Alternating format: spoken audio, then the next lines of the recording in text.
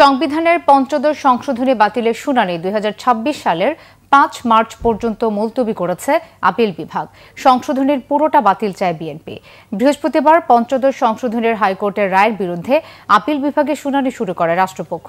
এ সময় সংশোধনের কিছু বিষয় বহাল রেখে বাকি অংশ সংসদের হাতে ছেড়ে দেওয়া উচিত বলে জানান অ্যাটর্নি জেনারেল আসাদুজ্জামান। শুনানি শেষ করা ছাড়াও আপিল বিভাগ থেকে একটা রায়ের কথাও জানান তিনি, কিন্তু রায় নিয়ে কোনো পক্ষকে প্রশ্ন তোলার সুযোগ দিতে চান না বলে জানান প্রধান বিচারপতি সৈয়দ রেফাত আহমেদ। তিনি বলেন, ১৫ বছরের জঞ্জাল সরিয়েছি ১৬ মাসে।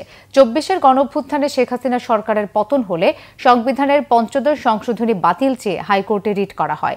ওই রিটের শুনানি করে হাইকোর্ট গেল বছরের ১৭ ডিসেম্বর পঞ্চদশ সংশোধনীর আংশিক বাতিল করে রায় দেন। এতে তত্ত্বাবধায়ক সরকার ও গণভোট বাতিলের বিধান অসাংবিধানিক বলে রায়ে বলা হয়। হাইকোর্টের দেয়া রায়ের ওপর আপিল করেন রিটকারীর পক্ষ সুজন। শুনানিতে পক্ষভুক্ত হয় বিএনপি ও জামাত।